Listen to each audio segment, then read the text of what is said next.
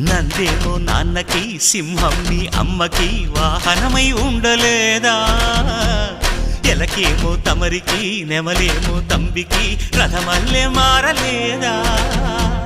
పలుజాతుల భిన్నత్వం కనిపిస్తున్నా కలిసుంటూ ఏకత్వం బోధిస్తున్నా ఎందుకు మాకి హింసావాదం ఎదిగేటందుకు అది ఆటంకం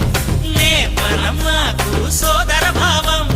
మార్పులు మాలో కలిగేలా ఇవ్వు భరోసా గం గణపతి